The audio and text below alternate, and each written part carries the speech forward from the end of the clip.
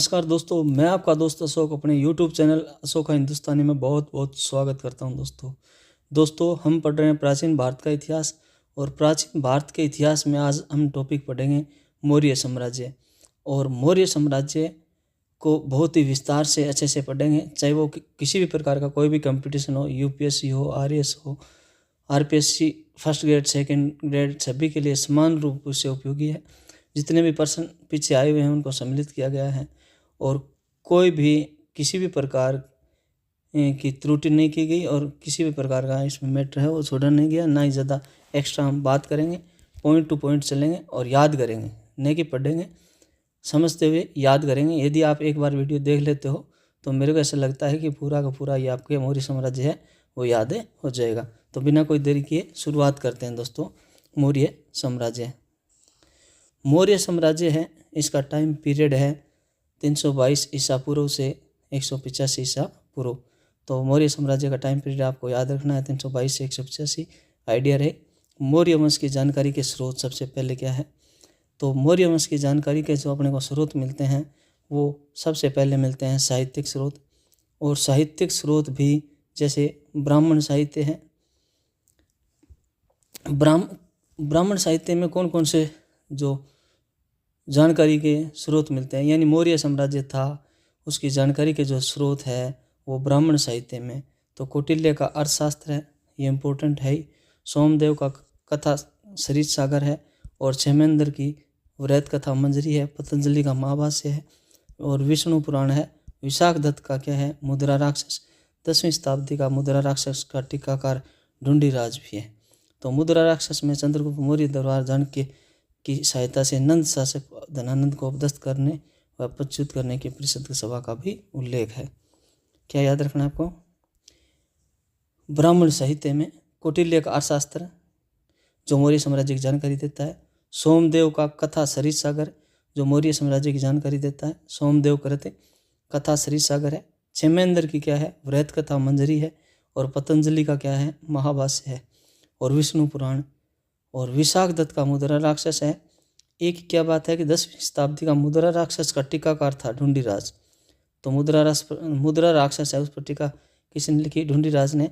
और मुद्रा राक्षस में चंद्रगुप्त मौर्य द्वारा चाणक्य की सहायता से नंद शासक धनानंद को पराजित कर अपदस्थ कर चंद्रगुप्त के परिषद का सभा का उल्लेख है।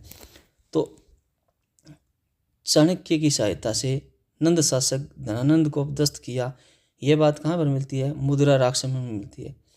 चंद्रगुप्त ने चाणक्य की सहायता से धनानंद को अपदस्थ कर दिया, यानी चंद्रगुप्त मौर्य ने चाणक्य की सहायता से धनानंद को अपदस्थ कर दिया। और दूसरी बात क्या है, चंद्रगुप्त की परिषद का उल्लेख मिलता है किसमें, मुद्रा राक्षस में। अब है बौद्ध साहित्य क्या है, दीपवंश, महावंश, दिव्यावदान, महाबोधि वंश और दीर्घ निकाय, इनमें भी मौर्य साम्राज्य की जानकारी मिलते हैं। तो बौद्ध साहित्य है, दीपवंश और महावंश है, दिव्यावदान है, महाबोधि वंश है और दीर्घ निकाय है। जैन साहित्य भद्रभाहु का कल्पसूत्र है और हेमचंद्र का परिशिष्ट पर्व है, इनसे भी मौर्य साम्राज्य की जानकारी मिलती है। तो ये चीज़ें याद रखनी है कि मौर्य साम्राज्य की जानकारी इनसे मिलती है कि नहीं मिलती है। तो फैक्ट है, इनको तो आप एक दो बार पढ़ोगे याद हो जाएंगे, याद है ही, वो याद रखना ही है, समझना वाली कोई बात नहीं है। जैन साहित्य की क्या है, भद्रभाहु का कल्पसूत्र है और हेमचंद्र का परिशिष्ट पर्व है। और विदेशी विवरण है, विदेशी जो लेखक है उन्होंने क्या है, जिसमें स्ट्रेबो है, कर्टियस है, Diodorus, Pliny, Arrian, Justin, Plutarch है, निरियाक्स है, ऑनसिक्रेट्स है, एरिस्टोबुल्स है आदि यूनानी लेखकों का वर्णन है। इन्होंने भी मौर्य साम्राज्य के बारे में वर्णन दिया है। तो मैग्सनीज की इंडिका जो अब उपलब्ध तो नहीं है, लेकिन इसके उद्धरण प्रवर्ती लेखकों की रचनाओं में उपलब्ध है। सबसे ज़्यादा जानकारी जो मिलती है वो मैग्सनीज की इंडिका। और इंडिका वर्तमान रूप में तो उपलब्ध नहीं है, परंतु उनके जो बाद के लेखक आए थे उन्होंने इंडिका को इकट्ठा करके लिखा था, उससे हमें इसकी जानकारी मिलती है। अब है पुरातत्व से भी मौर्य साम्राज्य के बारे में जानकारी मिलती है। पुरातत्व में क्या है, महास्थान जो बोगरा बांग्लादेश से मिला है और सोहगरा जो गोरखपुर उत्तर प्रदेश से मिला है। तो महास्थान व सोहगरा, महास्थान व सोहगरा ताम्रपत्र है, ताम्रपत्र लेख है। इनमें अकाल से सामना करने के लिए अन्न के भंडार के विषय में जानकारी मिलती है। तो मौर्य साम्राज्य के बारे में दो ऐसे पुरातत्व स्थल महास्थान और सोहगरा है जिससे जानकारी मिलती है। महास्थान कहाँ है? बोगरा बांग्लादेश में, और सोहगरा गोरखपुर उत्तर प्रदेश में। ये ताम्रपत्र थे। महास्थान और सोहगरा क्या है? ताम्रपत्र है। इनमें अकाल से सामना करने के लिए अन्न के भंडार के विषय में जानकारी मिलती है। अब है अशोक के अभिलेख, यानी सबसे ज़्यादा अशोक ने अभिलेख लिखवाए। अब अशोक के अभिलेख की सर्वप्रथम खोज है वो टिफिन थैलर ने 1750 ईस्वी में की।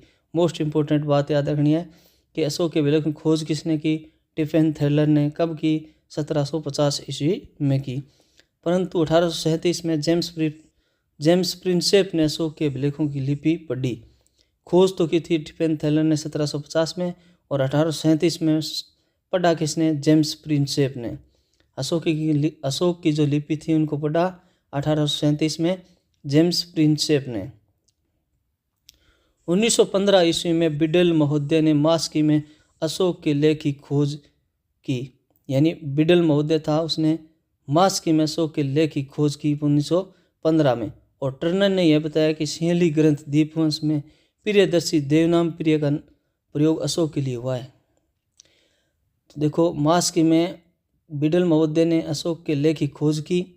टर्नर ने यह बताया कि सिंहली ग्रंथ, श्रीलंका का ग्रंथ दीपवंश में, श्रीलंका का जो ग्रंथ है दीपवंश में प्रियदर्शी या देवनाम प्रिय नाम मिलता है, वो अशोक के लिए हुआ है।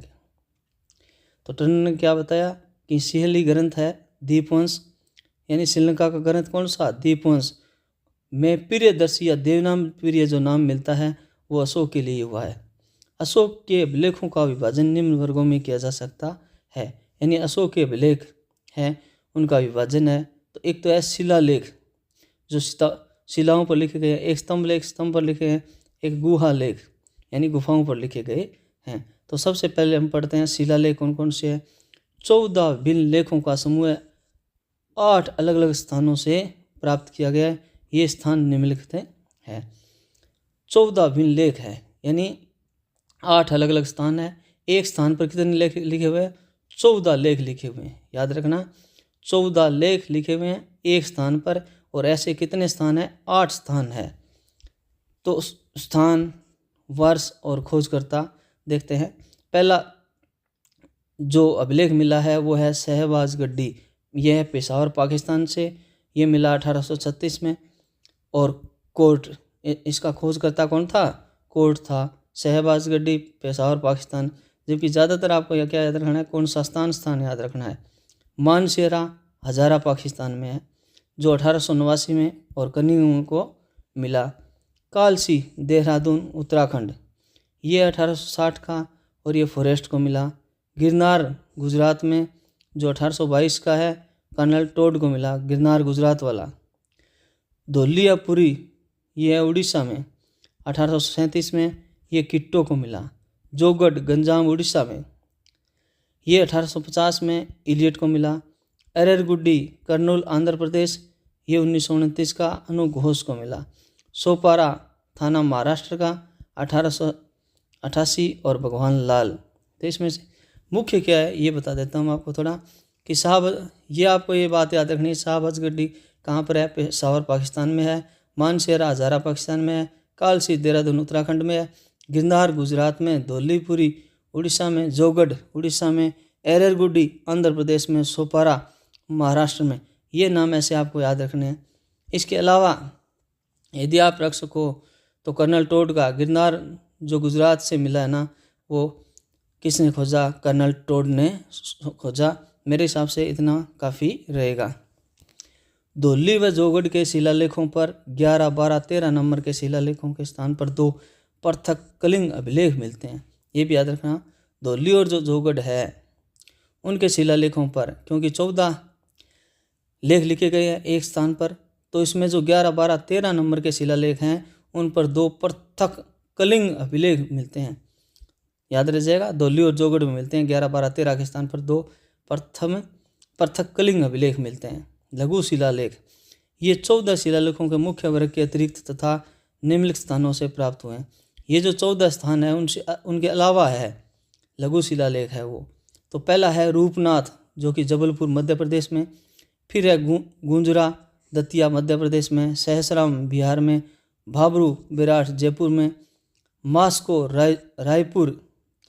रायचूर कर्नाटक में, ब्रह्मगिरी चित्रदुर्ग कर्नाटक में, सिद्धपुर चित्रदुर्ग कर्नाटक में, जंटीग्रामरेश्वर ये चित्रदुर्ग कर्नाटक में, एररगुड्डी कर्नूल आंध्र प्रदेश में, गोवी मठ मैसूर कर्नाटक में, और पालकी गुंडू मैसूर कर्नाटक में, राजुल मंडगिरी ये है कर्नूल आंध्र प्रदेश में, अहरोरा मिर्ज़ापुर उत्तर प्रदेश में, सारोमारो यह है शहडोल मध्य प्रदेश में, नेटूर मैसूर कर्नाटक में, उदयगोलम बेलारी कर्नाटक में, सनाती गुलबर्गा कर्नाटक में। इस प्रकार लघु शिलालेख भी मिलते हैं। आप इनको चाहो तो रिपीट करके देख लेना दोस्तों। अब है सनाती से अशोक का नवीनतम शिलालेख है मिला है, और स्तंभ लेख। अशोक के जो स्तंभ लेख है वो कहाँ से? अशोक के स्तंभ लेखों की संख्या 7 है। स्तंभ का मतलब 7, तो अशोक के जो स्तंभ लेख हैं वो कितनी संख्या क्या है? 7 है। ये केवल ब्राह्मी लिपि में है। जो अशोक के स्तंभ है वो ब्राह्मी लिपि में है, और 6 विभिन्न स्थानों से पाषाण स्तंभों पर उत्कीर्ण किए गए 6 स्थानों से मिले हैं। जबकि अशोक के अभिलेख है ना, जो लघु शिलालेख स्तंभ लेख वो 8 स्थानों से मिले हैं, और स्तंभ लेख है वो 7 स्थानों से मिले हैं। 6 से 6 7 स्थानों से मिली है। पहला है दिल्ली टोपरा। यह मूलतः अम्बाला हरियाणा में था। पहले यह कहाँ था? अम्बाला हरियाणा में था, किंतु फिरोज तुगलक ने इसे दिल्ली में गढ़वा दिया। जो दिल्ली टोपरा स्तंभ लेख है वो अम्बाला हरियाणा में था, फिरोज तुगलक इसको दिल्ली ले आया, अम्बाला हरियाणा से दिल्ली ले आया। सिर्फ दिल्ली टोपरा स्तंभ लेख पर 7 अभिलेख पूरे मिलते हैं। केवल इसके ऊपर ही 7 अभिलेख पूरे मिलते हैं, अन्य सभी पर केवल 6 ही लेख उत्कीर्ण मिलते हैं। तो 7 पूरे किस पर मिलते हैं? दिल्ली टोपरा पर मिलते हैं। दिल्ली मेरठ, ये मेरठ से फिरोज तुगलक दिल्ली ले आया, तो ये मेरठ में था और मेरठ से दिल्ली ले आया। तो फिरोज तुगलक एक तो ले आया अम्बाला हरियाणा से और एक ले आया मेरठ से, तो दिल्ली टोपरा और दिल्ली मेरठ। लोरिया अरराज ये बिहार के चंपारण जिले में स्थित है। लोरिया अरराज बिहार के चंपारण जिले में स्थित है। लोरिया नंदनगढ़ ये भी चंपारण जिले में स्थित है। तो लोरिया अरराज हो, लोरिया नंदनगढ़ हो, दोनों चंपारण बिहार में है। रामपुरवा ये चंपारण बिहार में है ये भी। और एक है प्रयाग, यह कौशाम्बी से अकबर द्वारा इलाहाबाद के किले में लगवाया गया था। कौशाम्बी में था और कौशाम्बी से अकबर कहाँ ले आया? इलाहाबाद में ले आया, प्रयाग। दिल्ली टोपरा के 7वें स्तंभ लेख में आजीवकों निग्रंथों आदि का संघ के साथ उल्लेख मिलता है। आजीवकों निग्रंथों आदि का संघ के साथ उल्लेख मिलता है दिल्ली टोपरे के 7वें लेख में। लघु स्तंभ लेख, अशोक की राजकीय घोषणाएं जिन स्तंभों पर उत्कीर्ण है उन्हें लघु स्तंभ लेख कहा जाता है। यानी राजकीय घोषणाएं किन किन पर थी? लघु स्तंभ लेख पर थी। ये निम्न स्थानों से मिले हैं। यानी जो लघु स्तंभ लेख है वो कहाँ कहाँ से मिले हैं? तो एक तो है सांची संघ भेद रोकने संबंधी आदेश। सांची में है संघ भेद को रोकने से संबंधित आदेश है। सारनाथ संघ भेद रोकने से संबंधित आदेश है। कौशाम्बी में संघ भेद रोकने से संबंधित है। सांची, सारनाथ और कौशाम्बी में संघ भेद रोकने से संबंधित आदेश है, जिसे लघु स्तंभ लेख कहते हैं।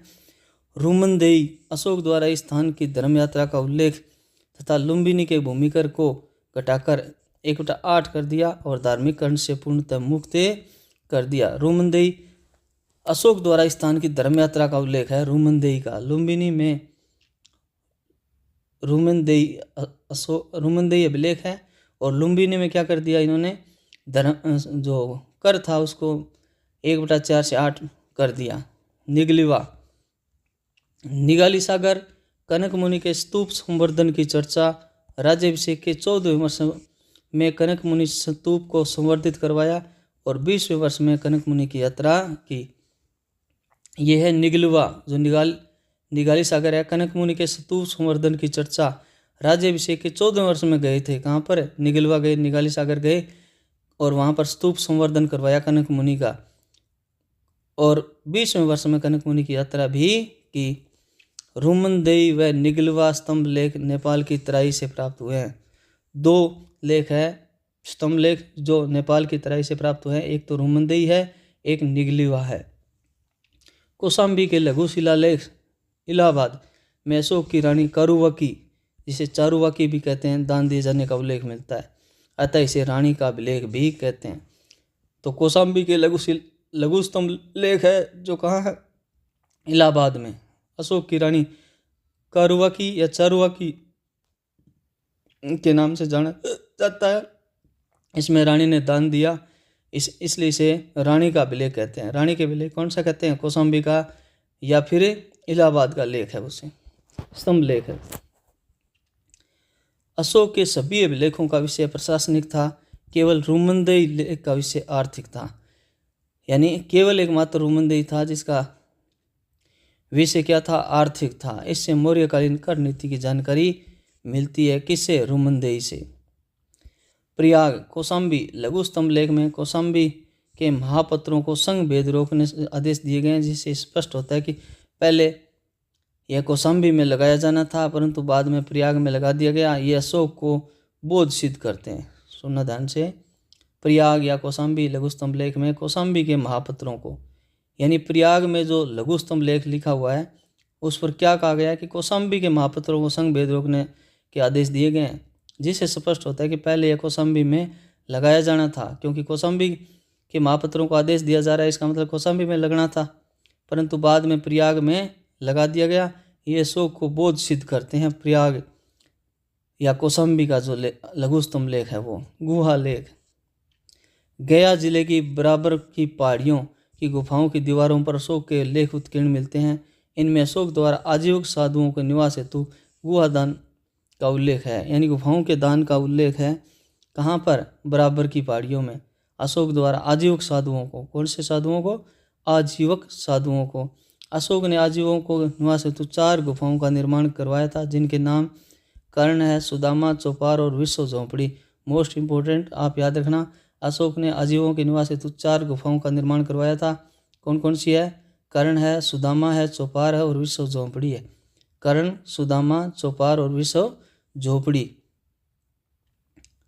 पनगुडरिया गुहा लेख में अशोक को महाराज कुमार कहा गया है। तो पनगुडरिया गुहा लेख में क्या कहा गया है? महाराज कुमार। किसको? अशोक को। नागार्जुन गुहा लेख में अशोक के पौत्र दशरथ ने उत्कीर्ण कराए थे।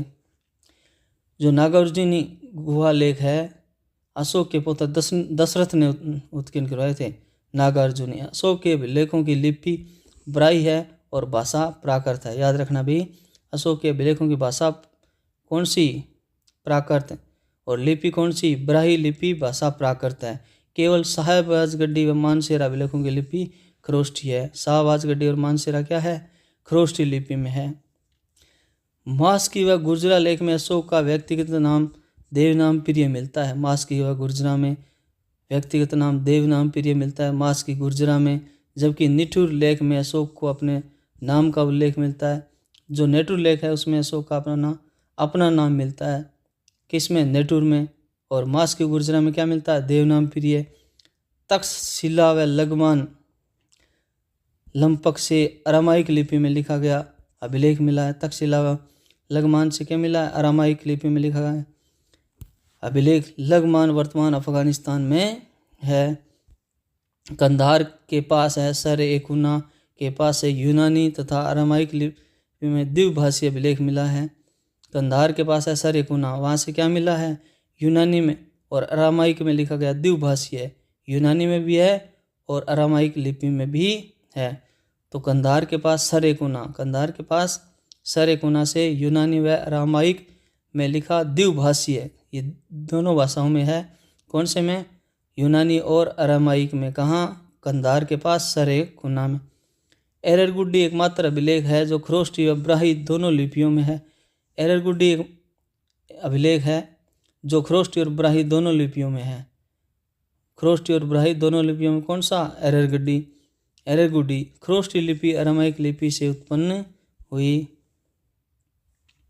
ब्राह्मी लिपि बाएं से दाएं लिखी जाती थी, जबकि खरोष्ठी है वो लिपि दाएं से बाएं लिखी जाती थी उर्दू की तरह। ब्राह्मी लिपि दाएं से बाएं और खरोष्ठी दाएं से बाएं। भाब्रू अभिलेख की खोज 1840 में कैप्टन बर्ट ने की। मोस्ट इम्पोर्टेंट याद रखना कि भाब्रू अभिलेख की खोज किसने की? 1840 में कैप्टन बर्ट ने कि D.R. भंडारकर ने मात्र अशोक के अभिलेखों के आधार पर अशोक का इतिहास लिखा है। ये भी बहुत इम्पोर्टेंट है। जो इतिहासकार है D.R. भंडारकर, उन्होंने अभिलेखों के आधार पर अशोक का इतिहास लिखा है।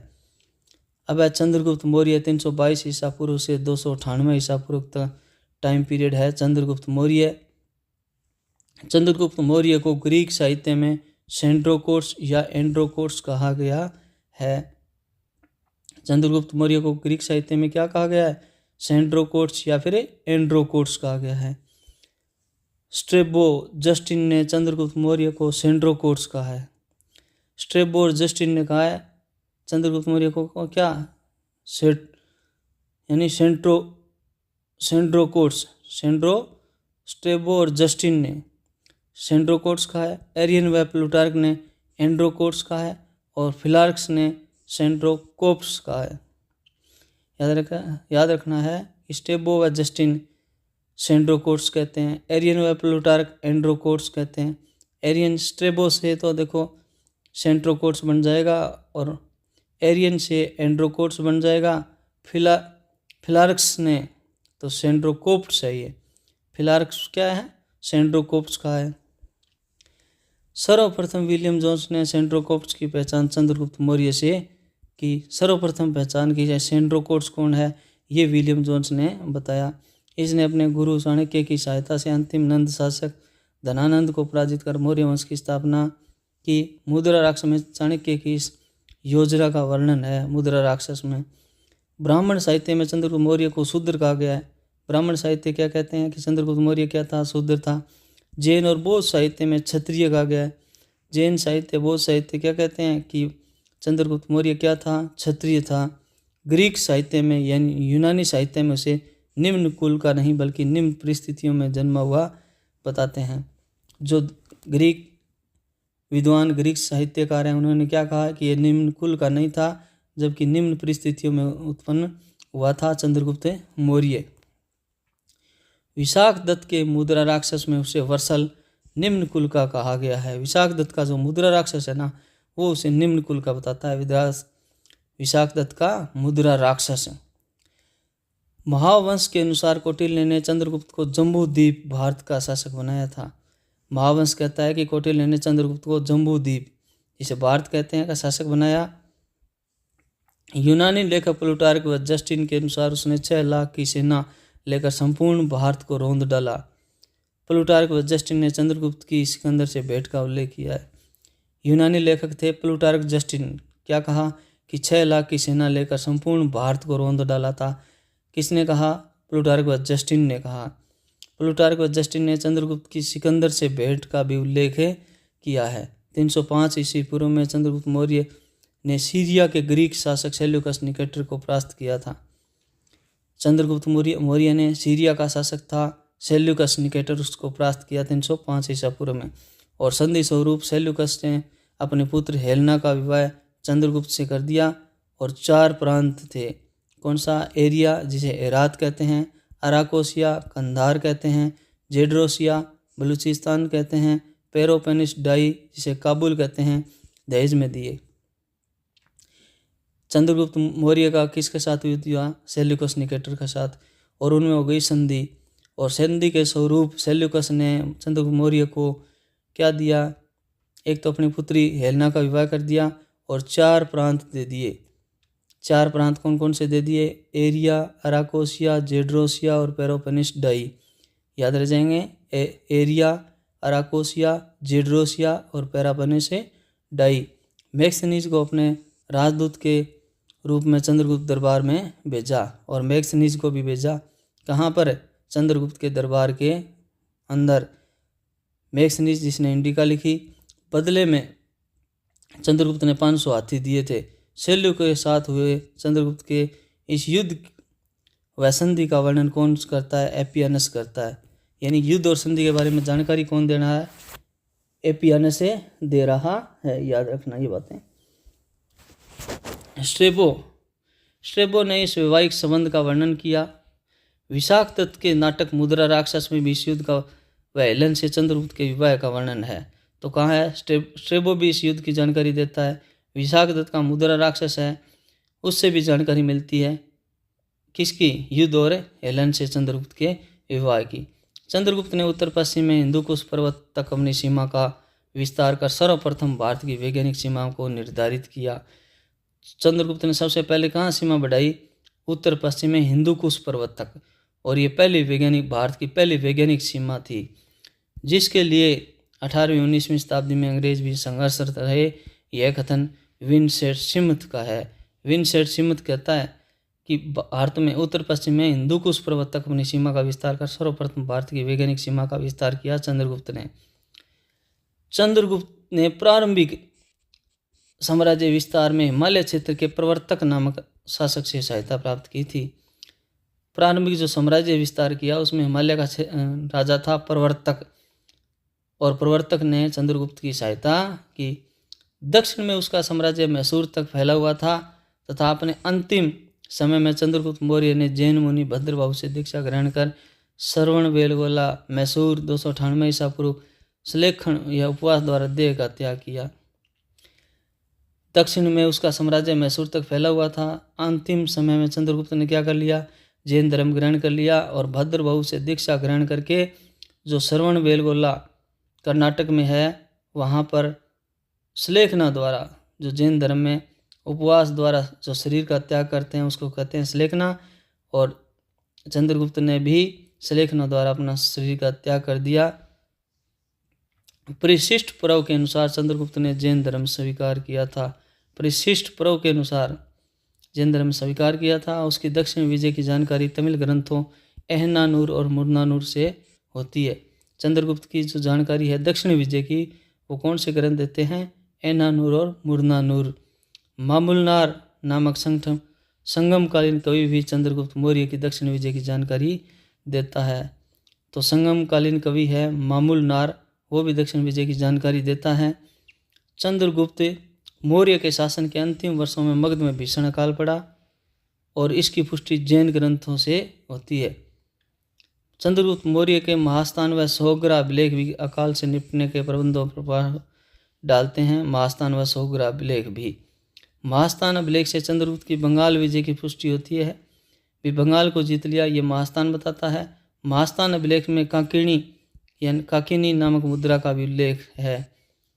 काकिनी मुद्रा का नाम महास्थान अभिलेख में है। चंद्रगुप्त मौर्य के सौराष्ट्र के गवर्नर राष्ट्रीय पुष्य गुप्त वैश्य ने इतिहास प्रसिद्ध दर्शन झील का निर्माण करवाया। बहुत इंपॉर्टेंट। चंद्रगुप्त का जो सौराष्ट्र का गवर्नर था जिसका नाम था पुष्य गुप्त ने, जो वैश्य था, इतिहास प्रसिद्ध सुदर्शन झील का निर्माण करवाया था। तो सुदर्शन झील का निर्माण चंद्रगुप्त मौर्य के गवर्नर ने करवाया, पुष्य गुप्त ने। चंद्रगुप्त मौर्य की चंद्रगुप्त संज्ञा का प्राचीनतम अभिलेख साक्ष्य है और रुद्र दामन के जूनागढ़ अभिलेख में मिलता है। चंद्रगुप्त मौर्य की चंद्रगुप्त संज्ञा का प्राचीनतम अभिलेख साक्ष्य चंद्रगुप्त मौर्य की चंद्रगुप्त संज्ञा का प्राचीनतम अभिलेख साक्ष्य रुद्र दामन के जूनागढ़ अभिलेख से मिलता है। चंद्रगुप्त मौर्य के शासन के अंतिम समय में मगध में 12 वर्षों तक भीषण अकाल पड़ा था। अब है बिंदुसार 298 ईसा पूर्व से 274 ईसा पूर्व तक जिनका टाइम पीरियड रहा। बिंदुसार चंद्रगुप्त मौर्य का पुत्र था। इसे ग्रीक लेखों में अमित्रघात, जिसे कहते हैं अमित्रोकेट्स कहा गया है। तो ग्रीक लेख थे, उनमें कहा गया अमित्रघात, और वायु पुराण में कहा गया मद्रसार, और जैन ग्रंथों में कहा गया सिंहसेन। तो बिंदुसार को ग्रीक लेखों में अमित्रघात, वायु पुराण में भद्रसार या भद्रसार, और जैन ग्रंथों में सिंहसेन कहा गया। जैन ग्रंथों के अनुसार बिंदुसार की माता का नाम धुरधरा था। जैन ग्रंथ कहते हैं कि इनकी माता का नाम, बिंदुसार की माता का नाम धुरधरा था। प्लिनी के अनुसार मिस्र के शासक टोलमी द्वितीय फिलाडेल्फस ने डायनोसियस नामक दूत जो राजदूत है वो बिंदुसार के दरबार में भेजा था। प्लिनी के अनुसार मिस्र के शासक थे टोलमी द्वितीय या फिलाडेल्फस। प्लिनी क्या कहता है कि मिस्र के शासक टोलमी द्वितीय या फिलाडेल्फस ने डायनोसियस नामक राजदूत बिंदुसार के दरबार में भेजा। प्लिनी के अनुसार मिस्र के शासक टोलमी द्वितीय फिलाडेल्फस ने डायनोसियस नामक राजदूत बिंदुसार के दरबार में भेजा। कंफ्यूज नहीं होना है। तो टोलमी द्वितीय या फिलाडेल्फस ने क्या भेजा? डायनोसियस को भेजा। कहाँ भेजा? बिंदुसार के दरबार में भेजा डायनोसियस को। स्ट्रेबो के अनुसार सीरिया के शासक एंटियोक्स प्रथम ने डायमैक्स नामक दूत बिंदुसार के दरबार में भेजा। और स्ट्रेबो के अनुसार सीरिया के शासक था एंटियोक्स ने डायमैक्स को भेजा। देखो फिलाडेल्फस ने तो क्या भेजा? डायनोसियस को भेजा। मिस्र के शासक टोलमी द्वितीय कहो या फिर उसे फिलाडेल्फस कहो, बात एक ही है। टोलमी द्वितीय या फिलाडेल्फस ने तो डायनोसियस को भेजा और सीरिया के शासक एंटियोक्स ने डायमैक्स को भेजा। एक्स तो एंटियोक्स ने डायमैक्स को बिंदुसार के दरबार में भेजा। एथीनियस नामक यूनानी लेखक के अनुसार बिंदुसार ने सीरिया के शासक एंटियोक्स प्रथम को मैत्रीपूर्ण पत्र लेकर 3 वस्तुओं की मांग की थी। यानी एंटियोक्स से क्या मंगवाया था? जो सीरिया का शासक था एंटियोक्स से क्या मांगा था? किसने? बिंदुसार ने 3 चीज़ें मांगी थी। एक मदिरा, दार्शनिक और सूखे अंजीर मांगे थे।